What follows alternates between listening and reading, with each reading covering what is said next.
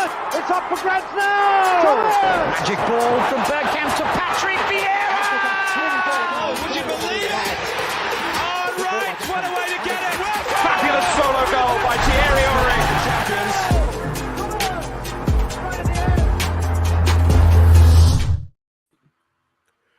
Good evening and welcome to 2023, the first of 2023. We're back on the Arsenal Lounge and Happy New Year to all you guys in the chat, and I hope you all had a great Christmas. Still top of the league, still smiling. And before we go into all of that though, I'm going to come over to the regular Monday crew, my favourite guys, my favourite guests of all time, actually, to be honest, apart from maybe Shaheen, who's not here at the moment, but there you go. But look, first, before we carry on, I'll come over to the fresh-faced new me, new you, Mo. How you doing? Yeah, I'm good, man. I'm good. I'm enjoying the new year. It's been a very, very happy new year when you look at the flipping results that we've had to enjoy over the last few days. If 2023 carries on like this, it's going to be a treat of a year. So enjoying myself these days. Oh, looking very happy, I've got to say. Chilled as well. Good to hear from you. And Mo, very quickly, I mean, do you celebrate Christmas? I mean, how was your New Year's? Yeah, with Christmas, it's like, I think I celebrate it probably how majority of people celebrate it. Have that lovely Christmas dinner, chill out with family, exchange a few gifts and watch TV. So you do actually go through the whole Christmas dinner thing and go through all the traditions? I love Christmas dinner. I love it. I look forward to it. I really, really enjoy it. So any Muslims out there that are going to tell me Christmas dinner is haram, just get off my back, please, right now. I can't be bothered with that stuff. Love Christmas dinner. And it's just a nice time, isn't it, to catch up with families, and especially if you've got youngsters in your families, like kids in your families. I've got in total like nieces and nephews. I've got 5 of them, so really nice to buy them a few things and stuff. So yeah, had a really good time. And New Year's, I was up in Brighton on the 31st watching Arsenal go 7 points clear at the top of the league. I mean, what's there not to love, man? After that, chilled out with the missus and had a really good time. Yeah, excellent, great to hear. I mean, it was probably the same in my household. It's not. Obviously, being from a Turkish background, Christmas isn't usually the done thing, but you end up following traditions as growing up here, and your mum and dad sort of make up for that. So that's good to hear. Tom, Christmas go well, mate? How's it go for you in New Year's? Yeah, good.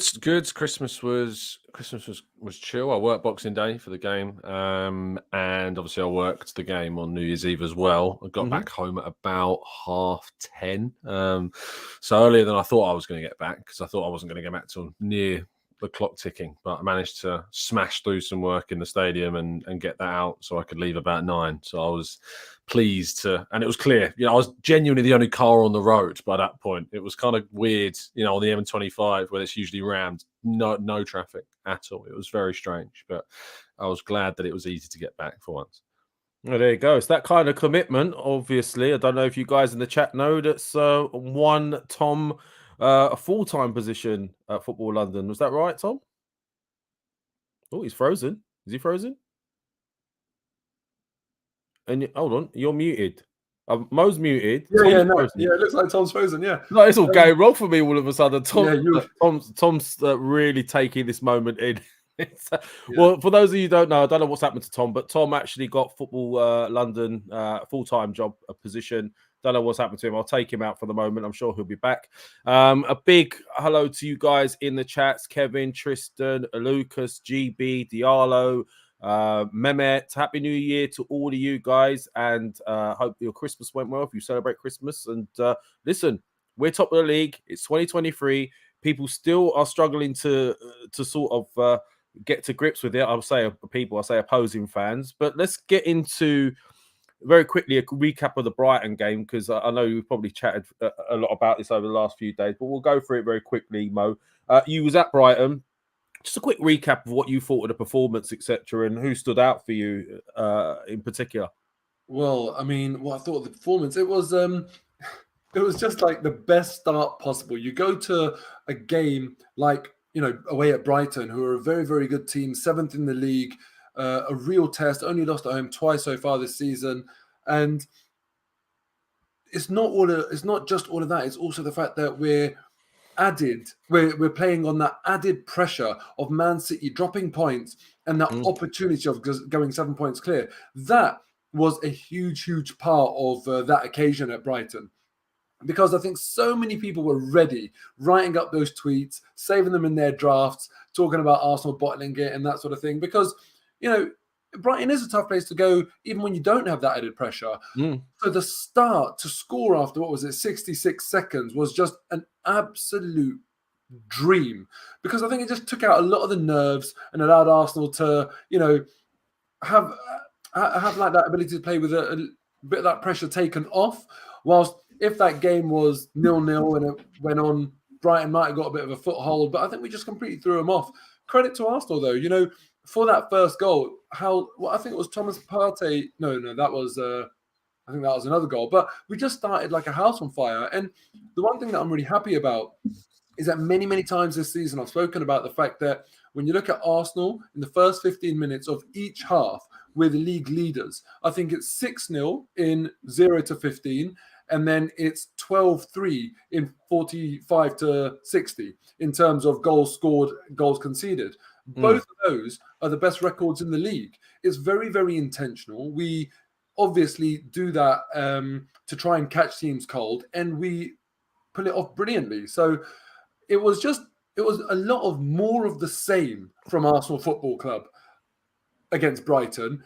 It's it just feels very sustainable. Sometimes you watch your team play and you think to yourself, oh, we're not going to be able to score that 30-yard bullet every week, or this player is eventually going to have a dip. But the goals, they were spread out across our 4 key attackers. And when you look at the Premier League top scorer charts, Arsenal don't even feature. It feels very, very sustainable. It feels like it's got longevity. We can keep this up. And it's just really exciting. And we have to start talking about it more seriously. The bookies still don't have us as favourites. And I agree with them still. But we have to start talking about it more seriously, because as the Premier League goes on and on and on, we're looking like more and more like potentially a real proposition for that long-awaited trophy that we haven't won since 2004. It was a strange one, Mo, because I think when I look at opposing fans and our own fans, we're all kind of in the same boat as everyone's kind of waiting for the wheels to come off a little bit. And I see the opposing fans just wait.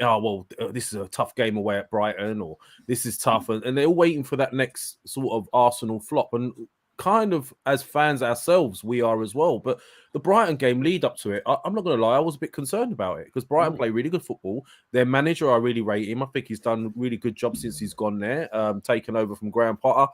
I was a little bit concerned. And it was a little bit easier than I expected, dare I say it, up until it was a bit of a strange game, because the last 15 minutes, there were little signs of the old Arsenal sort of in there, in amongst it all.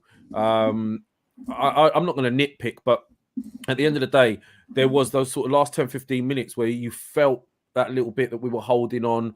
Saliba's made 1 or 2 errors of late as well. So you've got the Saliba error, you've got the Leicester away, Leicester at home own goal. You've had the West Ham situation where he cost us the goal with a little bit of lapse in concentration and gave away a penalty. Now you got this one.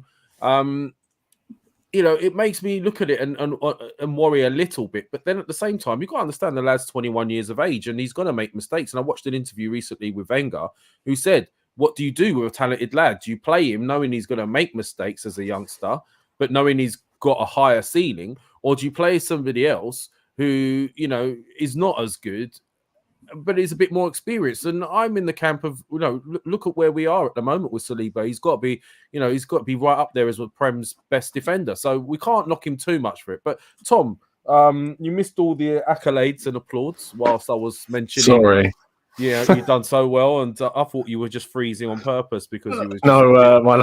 I looked and my laptop wasn't plugged in, and it had clearly not been plugged in all day, and it just died in that moment. So yeah, that's all right, mate. But look, sorry. I mean, very quickly on the Brighton game and your thoughts. Obviously, if we're gonna nitpick, there have been 1 or 2 little incidences with Saliba recently. Is it something to be concerned about, or is it just something to be expected of someone so young? Over to you, mate. No, he's 21.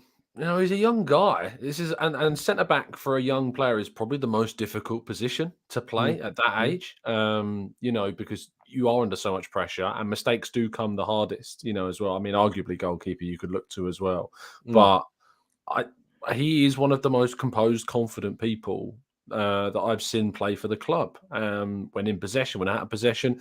And he's going to make a mistake. Mistakes are going to happen. And I'd much rather them happen during a period where, we're pretty confident in the rest of the team to be able to do the job, that we can afford for a mistake to be made by one member of the team. An Arsenal team used to be, if we made a mistake, it cost us. And by cost us, I mean the result. We're in a position now where if we make a mistake, and mistakes do happen, that the rest of the team is there to kind of not prop us up, but, bring us home the points, because we know we're good enough to do that. Man City have made mistakes throughout their seasons of winning titles, but because they've got a good enough team and a good enough coach, they've still come through across the whole season. But yeah, obviously Saliba, hopefully it's not going to, weigh on him in any way. I don't expect it to, but there's always the chance that maybe this will ground him a little bit as well, which is never a bad thing. So, to understand where you've made a mistake, to understand you're not invincible, and that you can make errors, and that you need to learn from them, and that you can still improve. So, yeah, I'm not worried about Saliba at this moment in time, not at all. Okay, good. Neither am I, to be honest with you. I mean, I think what you get out of him, in comparison to the odd mistake here and there, what it brings to the team is immense. So, I'm in agreement with you there. But it's a strange old season so far, because, again, as I mentioned, we're expecting in some way at some point for the wheels to come off this amazing sort of trip we're on at the moment as fans and as a club and as a team. But at the same time, everybody else around us is floundering, right? They're dropping points. So look, Liverpool again today. First time in 84 years, I think it is, that Brentford have beaten them 3-1.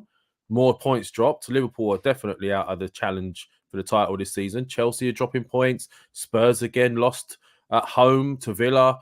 The only ones that seem to be consistent at the moment is ourselves.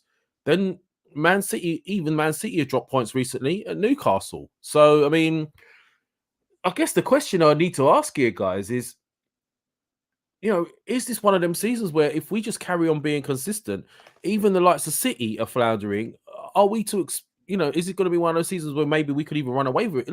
Look at it this way. If we beat Newcastle next game tomorrow, City are playing Chelsea. There is every chance Chelsea could maybe turn up and beat City at home, right? We could potentially be 10 points clear. When do we start calling ourselves title challengers? Why are we so scared to call ourselves title challengers? The statistics, get my teeth back in, suggest otherwise, that, a team in this position very rarely lose a title race. Mo, why are we so reluctant to look at it now and actually commit to it? I don't think here on the Arsenal Lounge we are reluctant. We are title challengers. We absolutely are. I think often fans like to play manager a little bit. And when they're kind of talking about Arsenal's hopes or whatever, maybe they in their heads, they think the press are listening or something, and it's going to put added pressure on. We don't have to worry about that stuff. We're just fans. And there's no reason 16 games in to all of a sudden think that we're just going to fall apart for no reason. It's all good if you don't think we're going to win the league. I personally still don't think we're going to win the league, because I think that the run-in is going to be very, very difficult. And with 2 games left against Man City, I think that is going to be the absolute game changer. Whilst in the 16, if we had already played them once and we had this lead, I'd be a lot more confident. But that could also be a very damaging defeat if it does happen. And we have struggled against Man City in recent years. So that's kind of my reasons. But honestly, at this stage, if anyone's saying we're not title challengers, then, I don't see how you can back that up. I think that's a ridiculous conclusion to make. But it's interesting now. I'm obviously putting my neck out there and saying, no, I don't think we will actually go and win the league. What about you, boys? Do you think because let's not even have the conversation about, are we challengers? Of course we are. Do you think we're going to win the league? The thing is, I'm still so in Reluctant? shock at this season. I don't know. I don't want to be reluctant in saying we're title challengers, because why should I be scared at saying I think Arsenal can win the league? That's not something you should be scared of. That's not something that you should be embarrassed about saying, where we're guaranteed by the halfway point. I think nearly guaranteed by the halfway point to be. We'd have to lose the next 3 games and City win the next 3 games by halfway in this Premier League season not to be top. Why should I be reluctant to say that we are? Why? And come the end of the season, why would I look back on and be embarrassed to say that we were title challengers? Because I don't see, by the way, who on earth is going to finish second other than us or City this season? I don't see any team at the moment. I go, it's not going to be City or Arsenal right now. Do you know what I mean? So Champions League wise, I'm almost entirely confident that we're going to. It's funny you were saying, Mo, when you said that none of the bookies have us as favourites, because that made me have a look at 538, which are the algorithm website. They do a lot of prediction models, and for the first time this season, I usually check them. They have us as favourites now for the title. Okay. We're 50% likely. Man City are 41% likely. The next one, Manchester United, believe it or not, are 3% likely. So the third team likely to win it are 3%. We're 50 and City are 41. Now, they had us down as getting 4th last season. So, don't take that as gospel, of course. But it's the first time I've seen us ever kind of predicted at this stage to be potential, winning the league from anywhere. And their algorithms are pretty good. So I'm very hopeful of things. I think to win the league, we have to win at least one of the 2 games against City between now and the end of the season. Do I think we can? Absolutely. We should have won against them last season at the Emirates, and we were unlucky not to win that game in a season where we're nowhere near as good as we are now. So, yeah, I think we can win the league. I feel as though it's almost as if the reluctance, if there is any, comes from us not from being too scared of what the feeling of disappointment is if we don't. I think that's where it comes from, because we are all thinking about it. Yes, Mark. Yeah, Tom, the thing is though, it's funny because you mentioned why can't I be wrong? Like, why would I be embarrassed about being wrong? The people that turn around and say, no, we're not challengers and we won't win the league, they might be wrong as well. This is just about having a look and giving an honest opinion and not worrying about, is this going to get clipped up? I think we're so stung, we're so scared by 19 years of not winning the league and many years of not actually being proper contenders and having that drop off in February, March, April time, that we're too scared to just be normal football fans. Look at your team playing really, really well and saying, I think we might win it this year. There's nothing wrong with that. It is 100%. It's PTSD. I keep saying it. It is definitely PTSD. It is. Then I guess the way I've got to try and make it logical in my mind is, if it wasn't Arsenal and if it was another team in that position right now, would I suggest that they're title challengers? And I probably would have to say, yeah. So then if that's the case, then we've got to start looking at this and saying, look, other teams that we thought were going to be challenging for this title are not. They're dropping points regularly. We are not. We're the most consistent team without a shadow of a doubt in the Premier League. We are title challengers. We are. But, we still hold some doubts, and that's understandable. So, we'll be a bit cautious with it. But, yeah, I think we are title challengers. I guess the question I'll throw back at you guys is, when do you accept 100% that you're in the running for the title? Is it when we beat City? Is it this current running now? Because this running now is a difficult one, isn't it? I mean, having seen Spurs yesterday, I'm not that worried about Spurs away. I know you're the least worried I am of the next 3 games. Yeah, I mean, look, derbies do bring up different type of performances. I know that go against form, but yeah, I mean, all right. So who are the ones that are worries for you then? Are you worried about the Newcastle game tomorrow? Yeah, it's a tough game, right? Yeah. They are really good. They are really good. Well, I was cavalier on my preview show and said 3-0 because I'm an optimistic guy.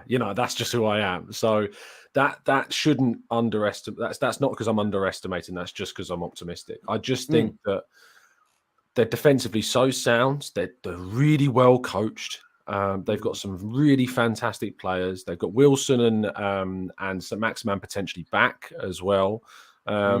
And they're going to they've got nothing to lose. They have absolutely nothing to lose. And we have everything to lose in that game. It's a free hit for them. It's a marker for them. There is no pressure on them. It's an opportunity. For us, it is an expectation that we win that game tomorrow. And that's why I'm most nervous about this game, because when we went to Newcastle the last time, again, they had nothing to lose. Their season was over at that point. They couldn't get any higher. They couldn't go any lower.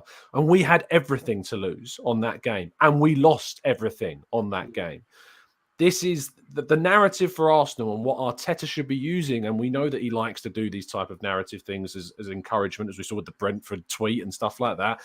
He should use that pain and devastation of that game and highlight that they're not the only ones that felt that pain and devastation, that the fans felt let down by that performance at St James's Park last season, and that this game in particular should be used as an absolute motivation giver to say, this is your chance to say sorry to those fans that travelled all the way up to St James's Park, those fans in Australia that got up at a ridiculous o'clock in the morning to watch that game, fans all over the world that spent part of their lives having to watch a awful performance at St James's Park that cost us the Champions League qualification to our arch rivals that did not deserve to get Champions League football that season. This game should be, it needs no motivation for us, but for Newcastle, it is exactly the same for them, because they have nothing to lose. I was just, you know what? Well said, Tom, because I was thinking for Newcastle, this is a marker for them, isn't it? It's how far have we progressed type of marker, and they can go all guns blazing with it, and they know it's a precarious game for us. It's important for us to get a result, so they know that we're going to go for it. They're going to look to, they've got plenty in the locker to counter us and attack us. I mean, the likes of Almiron. Look, if we want to look at Newcastle, 21. They've won 21 games, drawn 8, lost 6. I think that's the most up to date up until the last game they played. Callum Wilson, I've always liked him as a striker. He was a bit injury prone. He seems to have settled. It started to come good. Almiron's doing great. Gulmaris is doing great. I mean, if you look at some of their players, Trippier is one of the highest ranked for passes in the final third. Right, I think he is the highest ranked at the moment. Yeah, he might be. Joe Linton is in the top 10 tackles in the opposing half. What else is there? I mean, Callum Wilson, brilliant.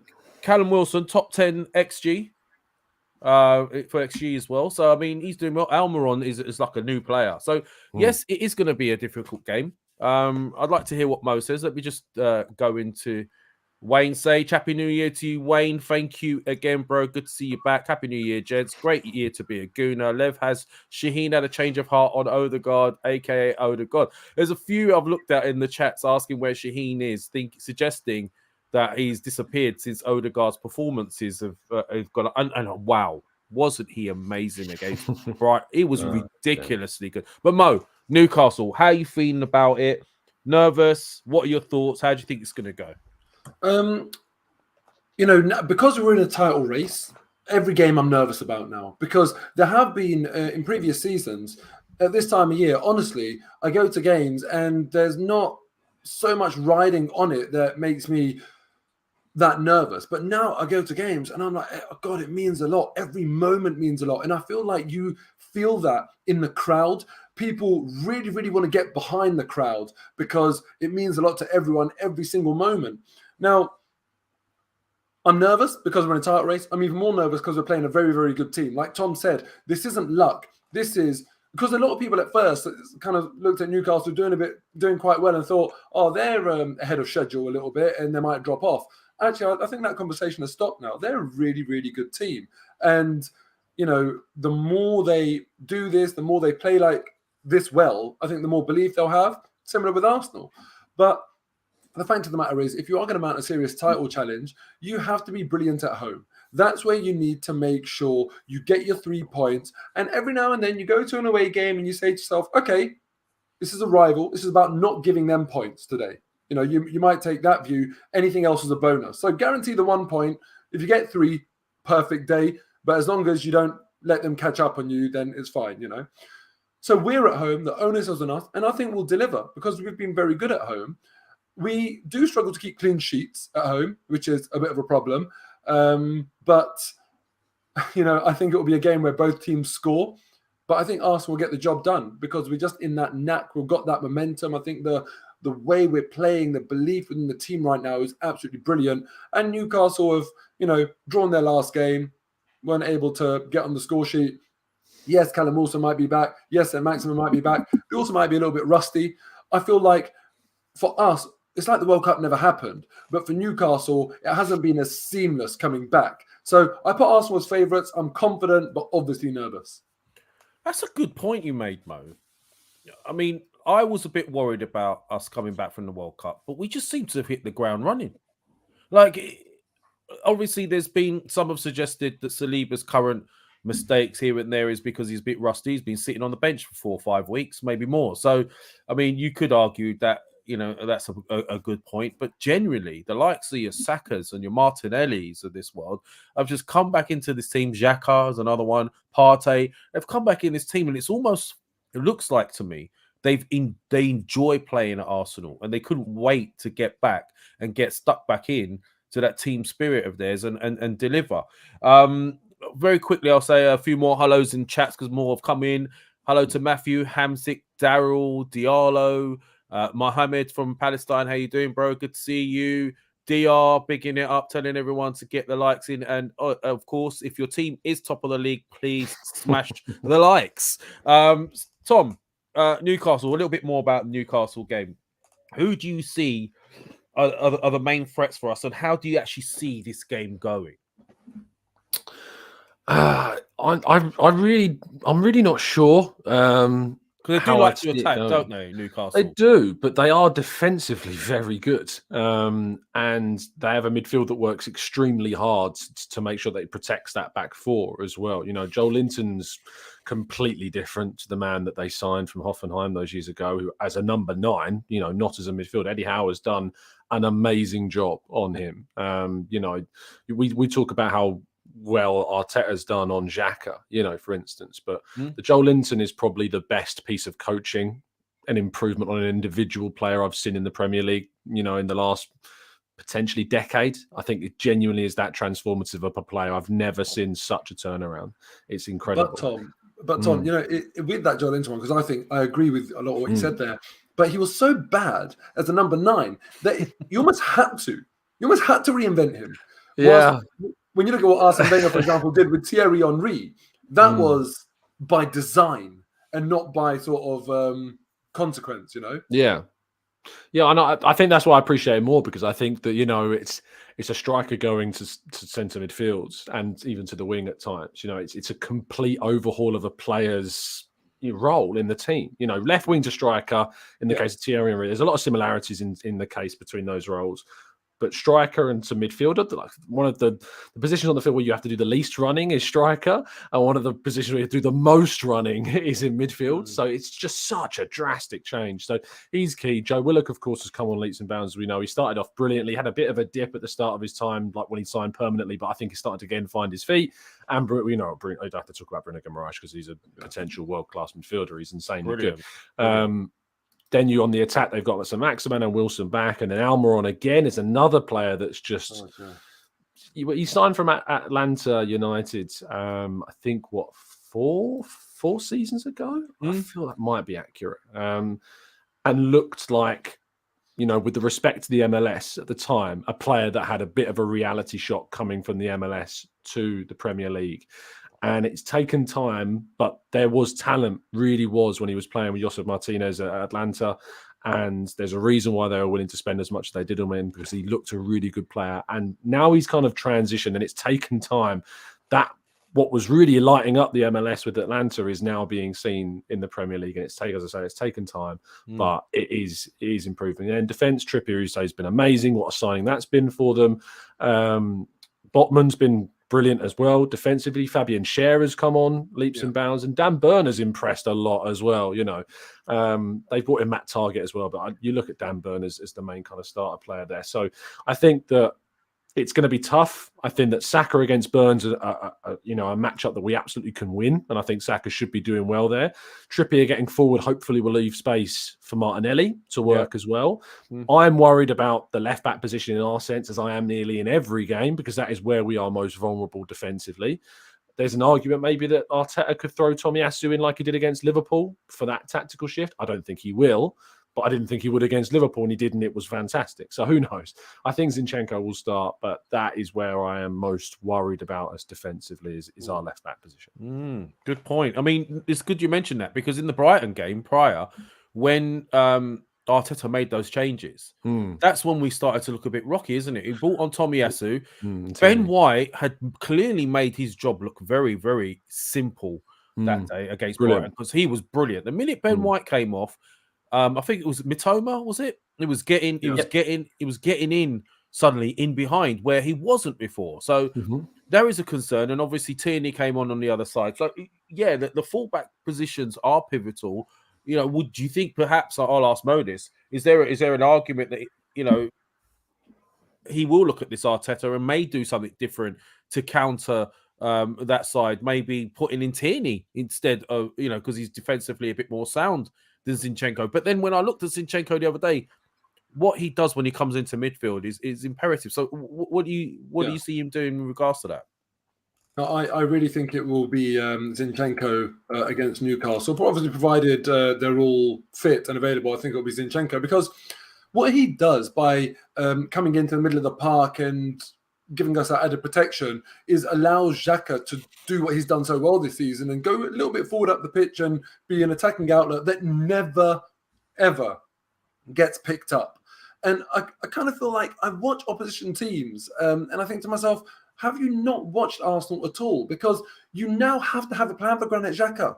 If you're a Premier League team, a Premier League manager, and you haven't figured out what Arsenal are doing there by Zinchenko almost playing, it's buy one, get one free. Zinchenko plays two positions. He does a left-back job. He comes in when needed, and he's so intelligent as a footballer. This is not about athleticism or pace or strength. It's all up here in terms of knowing when to come into that space and knowing when to be diligent as a left-back and go back.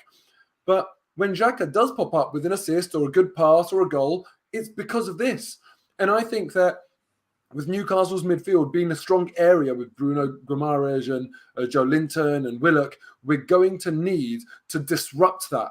And this tactic that Arsenal have employed this season of allowing Xhaka to be this sort of mystery element to our midfield that just throws other teams off, I think that will be the disruptor. That can only really work effectively as Zinchenko's tucking in to support in that midfield area. So that's how I see it going, personally. Okay, all right. So then I'm going to have to press you guys on the predictions. None of us got the result right in the last prediction, did we? Well, none of us thought it was going to be 4-2, did we? No, I said 3-1. You were close with 3-1 at one point. Yeah, it was 3-1, and I was going, right, everyone, stop the count at this stage. It was very much. All out cash out facility on their predictions. Just cash out when you're winning. That's your point. Okay, so no, but thankfully Shaheen's still bottom of the table. Don't know.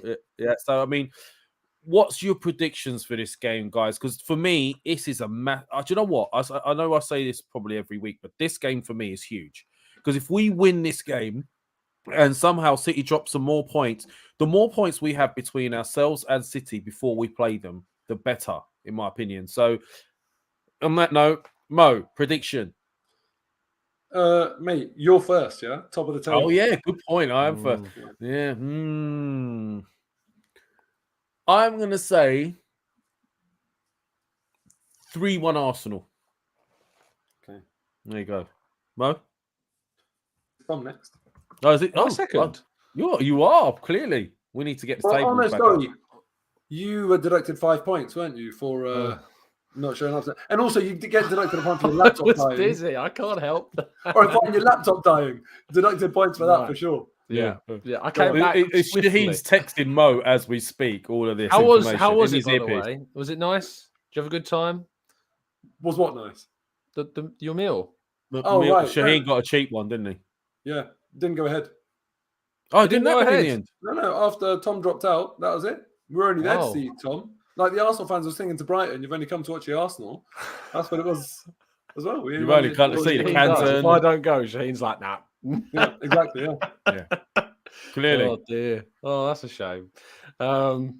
Am I second though? Genuinely, Yeah. Oh, okay. After all that, all Tom really actually cares about is where he's sitting in the table. I mean, Lev is smashing it. He's on 26 points, 4 perfect scores. You're on 19 points with 1 perfect score. I'm on 18 with 1 perfect score, and Shaheen's actually on 17 with no perfect scores. I'm so literally really, Arsenal really last season. I've come back this season with a fresh impetus and just smashing it. I'll stick with my prediction that I came up with on my preview show earlier, and I'll say 3-0, even though it's very optimistic. But I need to be I need to be consistent. If we score the first goal, it opens things up so much more because Newcastle then have to go for us. So if we can get a goal as early as we hit Brighton, you saw how that opened the game up significantly on New Year's Eve. That could be crucial for us. So if we get an early goal in this one, we've scored early against Liverpool, we've scored early against Spurs, we've scored early against Brighton. We're scoring early against these good sides. So if we can do that against Newcastle tomorrow, I think there's a good chance that it will really work in our favour. But we'll wait and see. Fair question. It's a fair question. Listen, watch this space is all I'm going to say on that. 3-0 from Tom and you, Mo. 2-1 Arsenal. Ooh, everyone loves that 2-1, don't they? It's a safe one, that 2-1, because we know there's a good chance that we'll concede 1. So 2-1 Arsenal. Okay, so it's 2-1, 3-1, and 3-0. We'll get Shaheen's as soon as we can. I hope you're watching, Shaheen, wherever you are. So, look, another very quick one, guys. Like, I was having a little think over the last few days, and I've been watching a lot of these different fan channels and people's reactions to us in general, and then obviously reactions from opposing teams, because we had that period, and Mo, you'll know better than most of us, AFTV periods when we were so bad and everyone was jumping all over our fan channels, weren't they? They were watching it just so they could see our pain. And now I'm in this strange position where I'm doing it. I'm sitting down, I'm going, let's go and see what the Spurs lot are doing and saying, and let's go and see what the Chelsea. and I tell you what, I could sit here taking the piss as much as I want. But one thing that stood out for me is Arsenal are changing perceptions. And the reason I say that is not long ago, the perception was you get a manager in, get him out if he's not delivering. Get him out. Get him out. That's what everyone's saying. It's Chelsea's of this world, Man United's of this world, the cities of this world, because of the money and and being spent, etc. Everyone waits for the manager to do his bit, and then if he's not delivering, they want him out, right? But there seems to be a different trend happening here, because I've started to notice teams, Chelsea fans, one. I've seen this a couple from Spurs, although I don't agree with the Spurs take. Fans are starting to look at it and go, look what Arsenal have done. They gave their manager time. And some were saying Arteta out. We all had our doubts. I said it at one point. I'm sure most had some doubts. We all had our doubts, right? And it could have easily have gone Arteta had some of us had our way back in that period. But now fans are starting to look back and saying, it's not Potter's fault, it's the squad. It's not Conte's fault, it's the squad. It's not, this or that, it's the owners. And has that changed? Has what's happened to Arsenal changed people's mentalities into saying maybe a process does need time, a change, takes time? Have you noticed that? Because I've started seeing that quite a bit. I'll start with Tom on this subject, a bit of a different one. Yeah, no.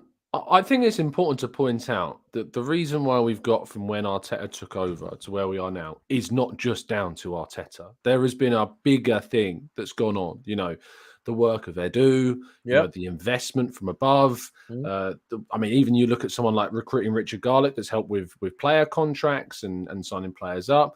The work of the fan base to really kind of accept, in part, the longevity of this project, the effort that goes into match days, the Ashburton Army, what a difference they've made to where they come atmosphere. From. It's crazy. Yeah, and that all, I think it's a collection of things. But focusing on the managerial point of view, Arsenal just needed someone to come in, take the club by the scruff of the neck, say, this ain't good enough. I'm installing these principles. I'm doing this. If you're not going to abide by them, you're gone. And Arteta did that. You know, he strong-armed his way into that managerial position. It's not always gone down great. It didn't at the start, and it was definitely a reality check for all of us. And I think maybe it's made some of us look back on some previous opinions and think, yeah, I was too premature with what I said back then. I know I certainly was with certain things I said prematurely on the coach.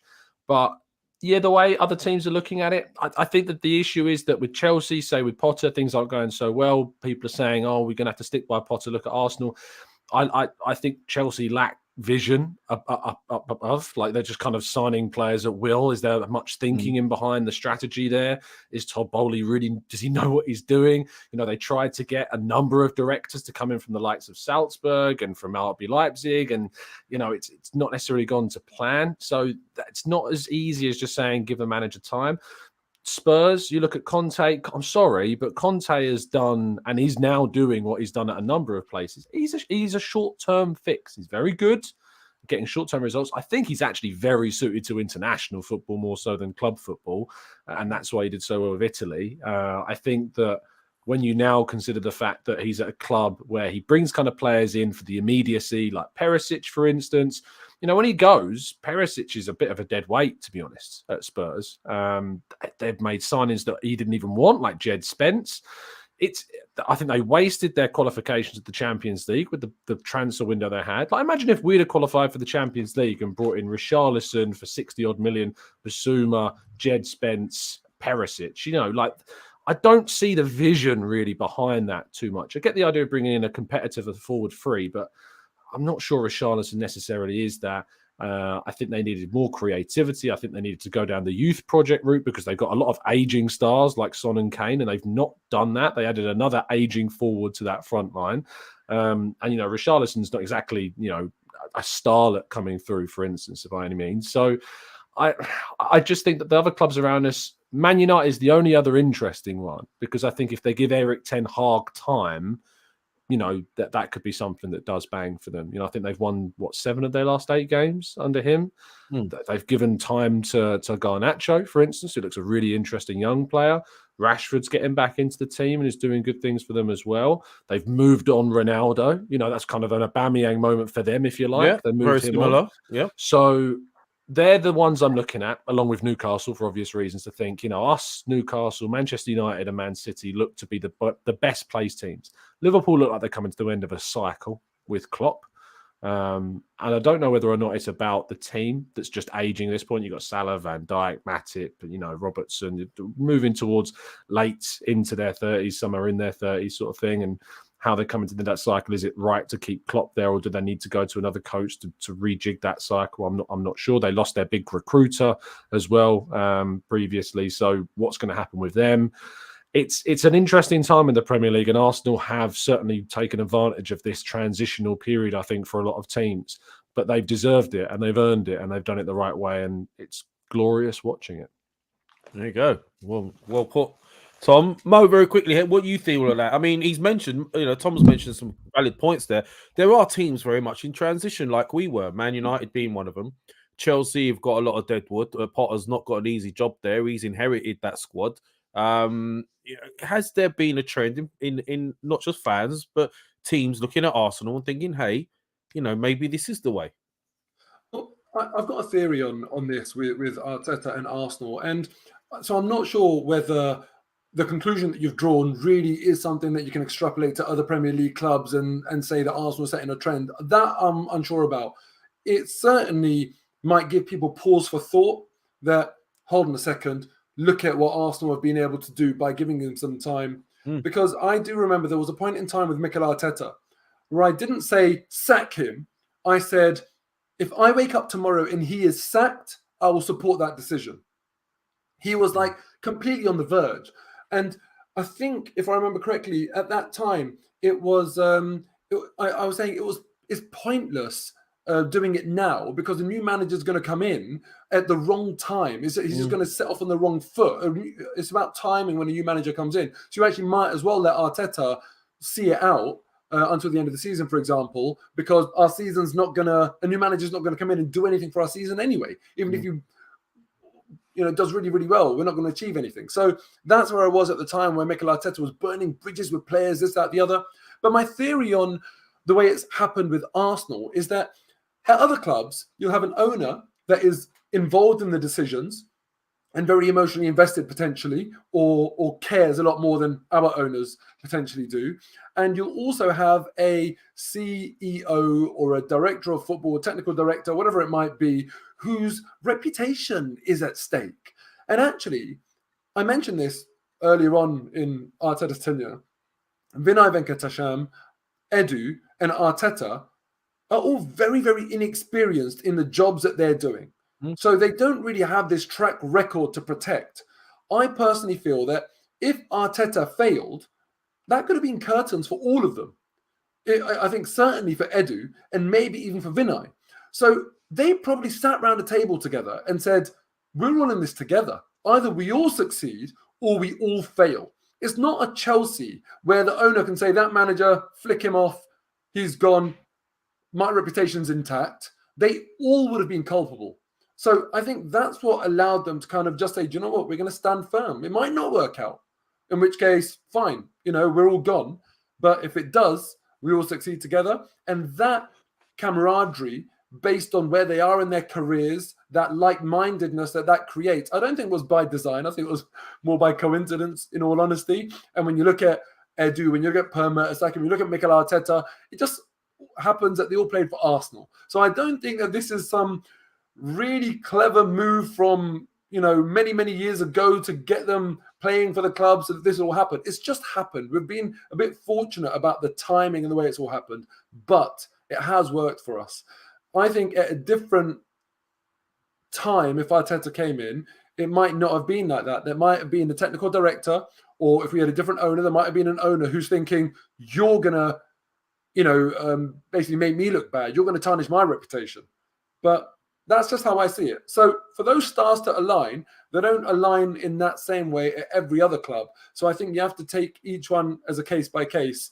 And whilst it, as I said, might give pause for thought, I don't think it will necessarily be a trend.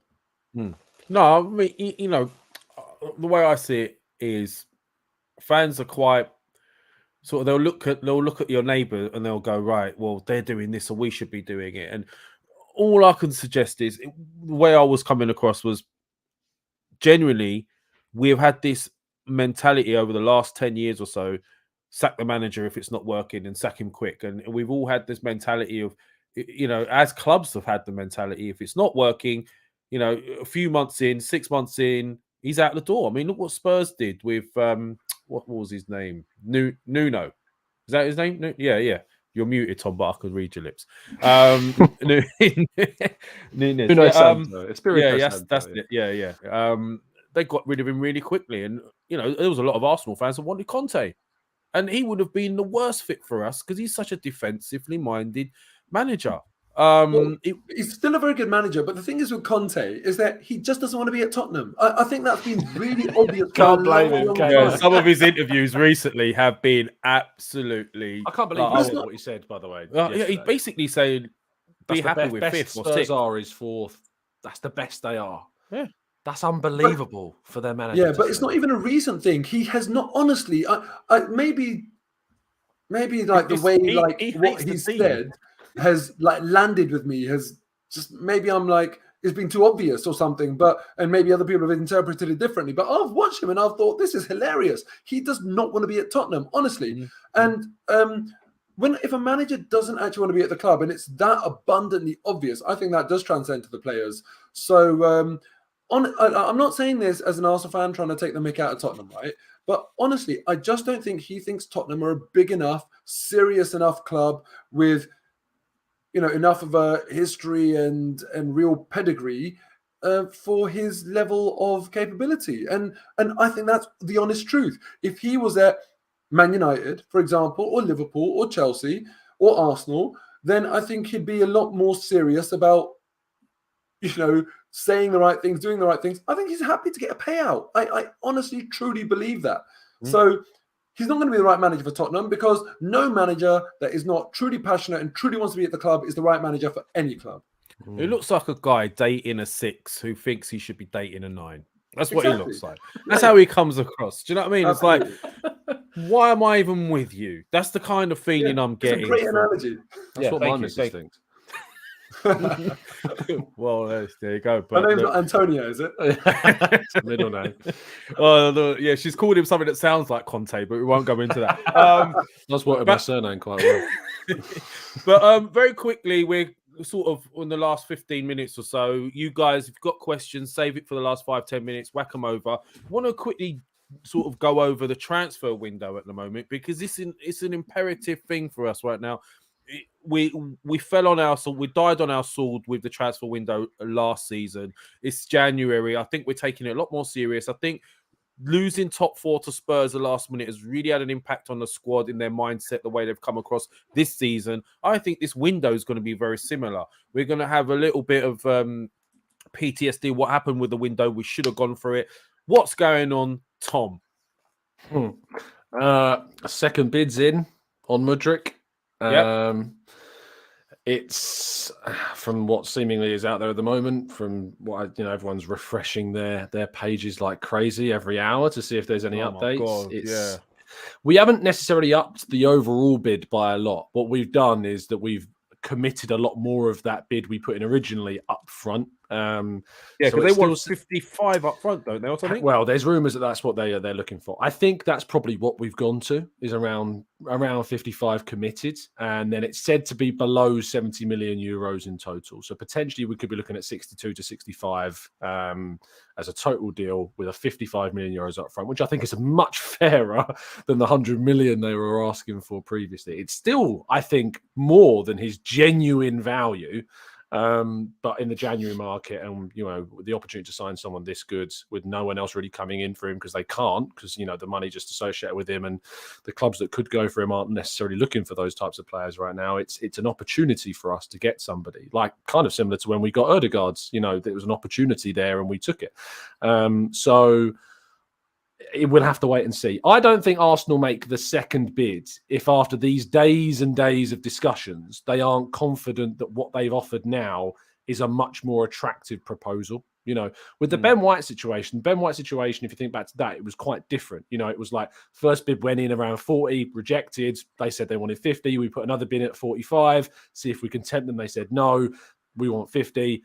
And because we could pay 50 in the summer, we eventually just paid the 50 to get it done. And we had Richard Garlick had a good relationship with the guy at Brighton as well, so that helped the deal. But with this, there's been talks over a significant period of time since that first bid went in to kind of kick off the situation. And since that point, I think we've got into a position where they're confident that a deal can be done. On the player, I genuinely have kind of fallen in love with watching clips of this guy. Direct, isn't he? It's a weakness of mine, and people that have watched my content know that I get super obsessed around specific players. I did it with arslei. I did it with Asensio, before, never linked to Arsenal, but just as a player when he was coming through at Mallorca and then Real Madrid. But I think that with this Mudryk fella, he's just, I've never seen speed like it. And I'm not usually one that's kind of really bowled over by pace at all. No, it's a very video game kind of thing to like about someone who's got over 90 pace on FIFA. But genuinely, like, the speed on this guy is like, it's ridiculous. Like, if you think like a 10-yard gap between the ball, typically you don't tend to see too much of a difference. If the defender's in front of the winger, they tend to get to the ball within 10 yards. Not against this guy. He is so fast. It's mad. And I can just see this 6 months that we've got left of the season, in the games where we're like 1-0 up or 2-1 up with, say, 30 minutes to go, and we need to kill off games.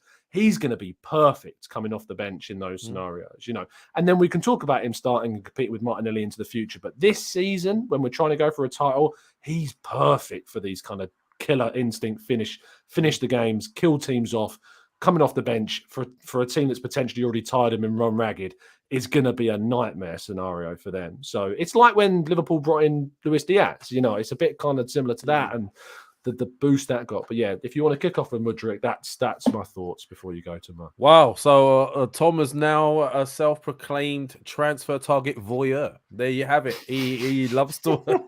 he secretly stays at home and watches videos. It's hardly a secret. I produce the videos on it. I'm trying to add a bit more drama to it. Yeah. But listen, he is rapid. Not he's got Thierry on retype pace from what I've seen. It's ridiculous.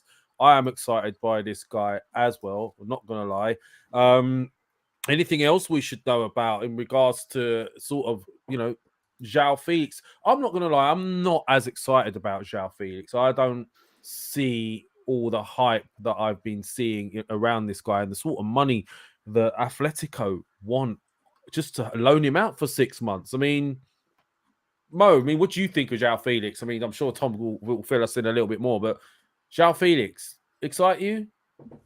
He would, yeah. João Felix would excite me, to be honest with you, and so would Mudryk. So it's a tough one, but I have to admit, if João Felix came in, I would be worried about him adapting to the Premier League. He's not a very robust player, and in the business end of the season where he'd be coming in, I just don't think he'd adapt seamlessly.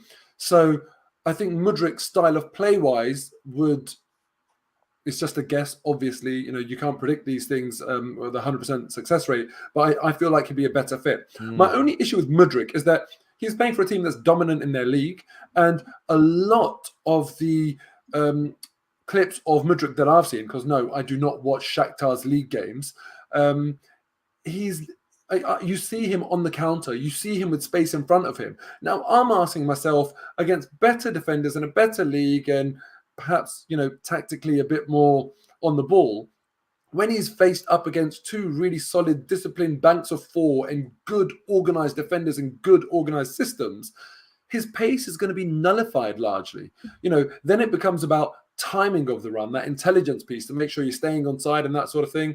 And we've seen Darwin Núñez, right, come in and cause chaos, absolute mayhem. Now, it's funny because Darwin Núñez reminds me of Timo Werner. Again, bags and bags of pace. And when I look at those sorts of players, I'd look at them and say, I don't want them to play against my team, because even though they, can't hit a barn door, they just, cannot score no matter what happens, they still cause carnage. So perhaps Mudryk could be an entity at worst where he causes absolute carnage because of that sheer pace. But I don't know. I haven't had the luxury of being able to, kind of do my own scouting on him to know whether he's got the intelligence and that sort of guile that perhaps of Timo Werner and a Darwin Núñez don't possess. If he doesn't, then I worry about his pace being a bit nullified and then him not having sort of the intelligence to operate in an Arsenal team, which is very, very intelligent. I hear your doubts in those areas, but I'm the same with Tom. I've been watching this lad quite a bit recently, and I think he has everything, even decision making in the final third for someone so young. And also on top of that, I think he would also be useful for those games where we might go away and teams are coming at you and they'll leave space in behind because they're coming forward. They're playing at home and you can counter them. He's ideal for counter. But what about the low block? Arsenal. Sorry, Mike. I was just going to say this is something I did a whole breakdown on Mudryk, and when I spoke to my good friend of mine, Andrew Todos, who's a Ukrainian football expert, he works in the field, covers Ukraine, and watches them year on year on year. I said to him before we do the show, I was like, one thing that's going to come up from Arsenal fans is how does he deal with a low block? Because we've had this situation with Pepe where he played for a team that was mainly working on the counter at Lille, and when he came to Arsenal, it didn't work. Now, in the Champions League, Shakhtar play a lot on the counter because they come up against teams that have more possession than them. In the Ukrainian Premier League, which granted is not anywhere near in terms of the quality of the Premier League, but in terms of the oppositions they come up against, Shakhtar are typically year on year the most dominant team in the Ukrainian League. They're currently second behind Dnipro this year, but they still play the majority of their games against teams where they dominate possession and they're going up against sides that will sit back and defend. And Mudryk has been excellent still. I think he's got 7 goals and 6 assists in the Ukrainian League this season, playing for a team that dominate the possession and play more so, against teams that are defending deeper.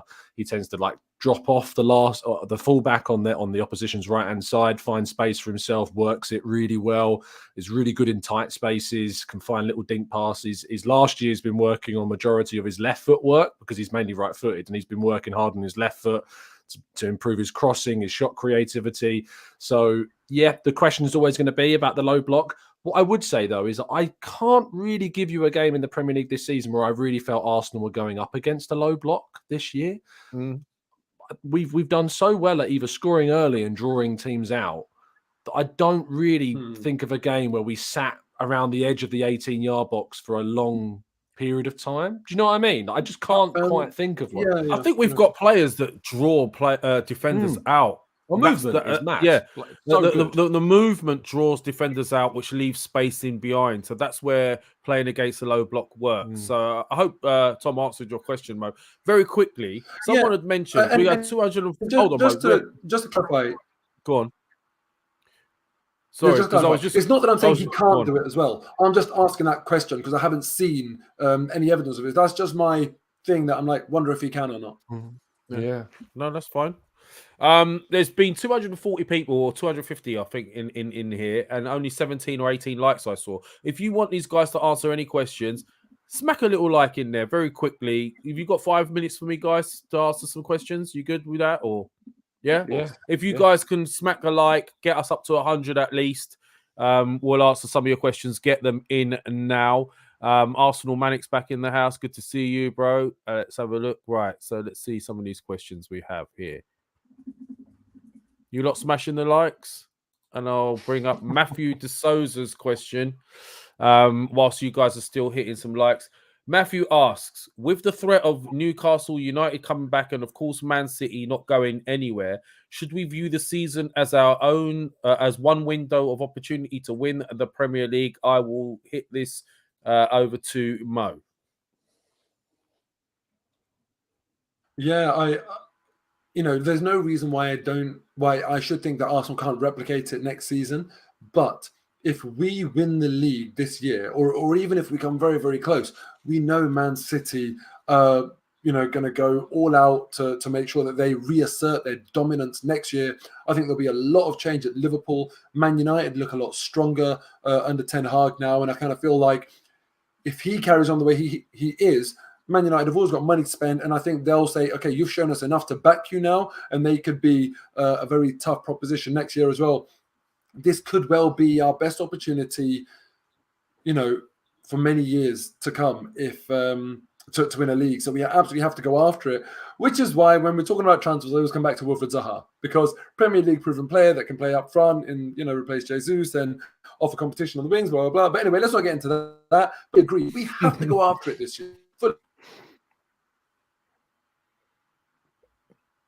Okay, cut off for a second there, but I get the gist there, Mo.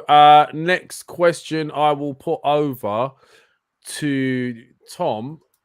Lucas Chambers TV. Good to see you, bro. Thank you for watching. How many points do you guys think we will get in January? All 9. Tom, over to you.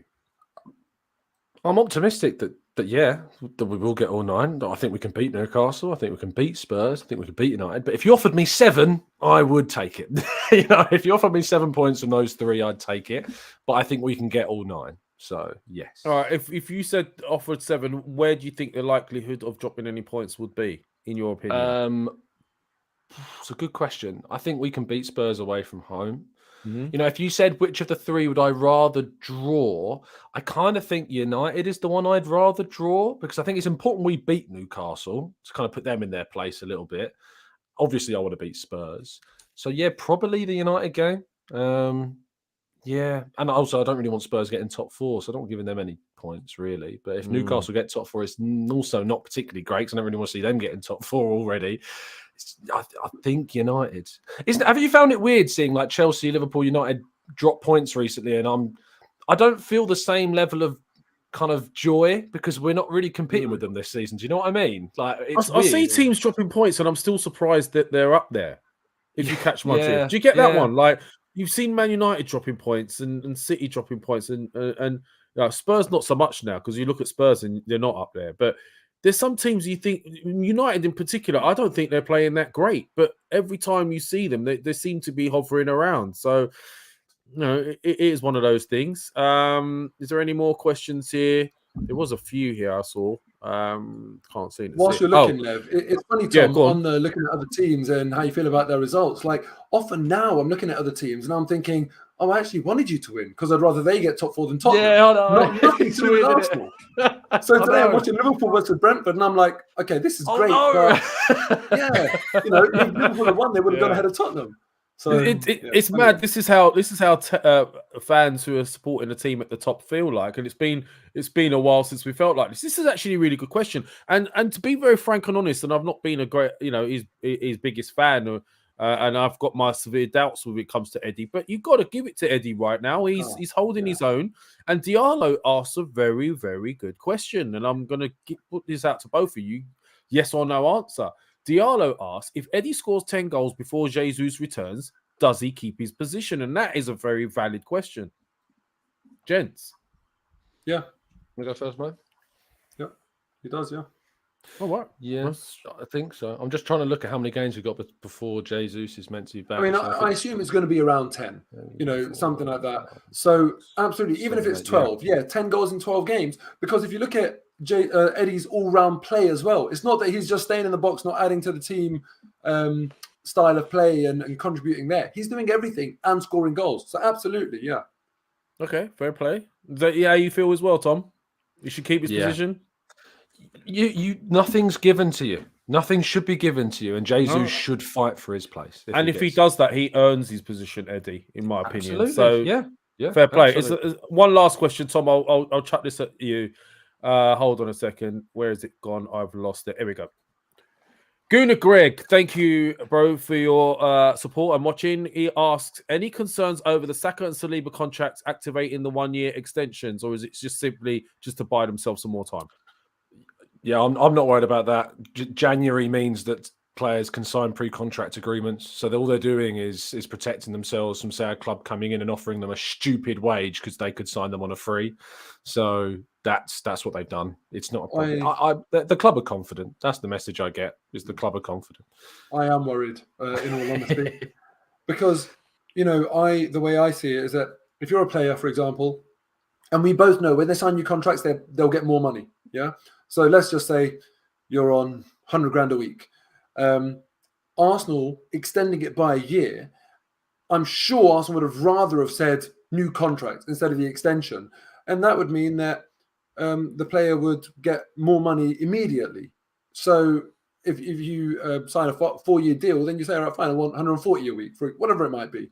But the fact that Arsenal signed the 1 year, and maybe I'm just getting too much in my head, but I'm thinking, does that mean that the player hasn't said yes to an offer that Arsenal potentially put on the table for them?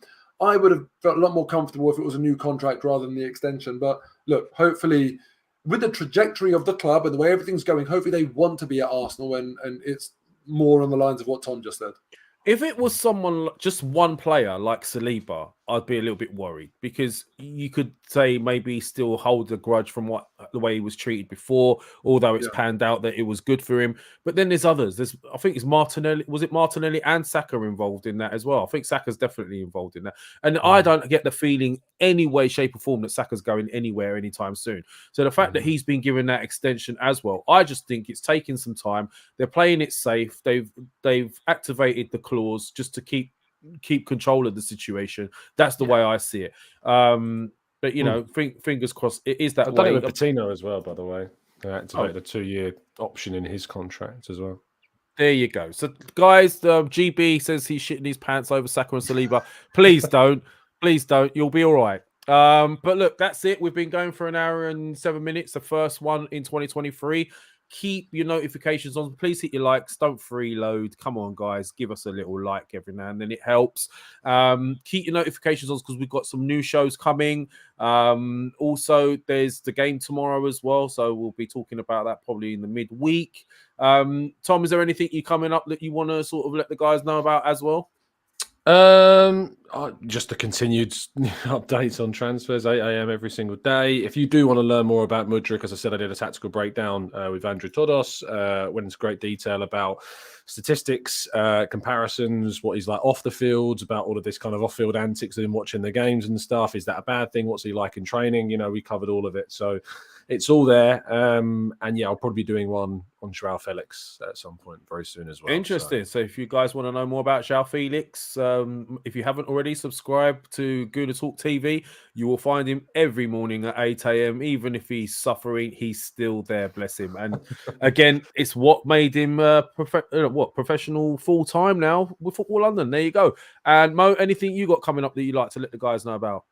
Just hopefully a very, very satisfied, happy, buzzing match reaction after Newcastle tomorrow. Check that out. That'll be up shortly after the game finishes, and then a 5 at 5 the day after. So I just hope it will be massive. It will be a really, really big win for Arsenal. Even though I expect to win it, it will just, I think, give a lot of belief. If there isn't already, I think it will give a lot of belief if we can get that 3 points. And as you said, Lev, earlier, with Man City playing Chelsea, if there's more points dropped from Man City and Arsenal beat Newcastle, this few fixtures that we're looking at could be the absolute turning point in the season when we look back, where everyone started to think probably rather than possibly. Yeah, I agree. If we get ourselves into a position where we're 10 points clear, I'm going to be ridiculously excited. But you know what? As I say, I mean, it's been great doing these shows with this type of sort of season. It's been amazing. I'm not used to it. So, long may it continue. Guys, please, as I said, subscribe if you haven't, notifications on, keep an eye out for new shows. And that's been it. Let's hope we get another result tomorrow, and also that Chelsea nick a couple of points off City. So that's it. This is the Arsenal Lounge. Mo, Tom, we're out of here. Peace out, guys.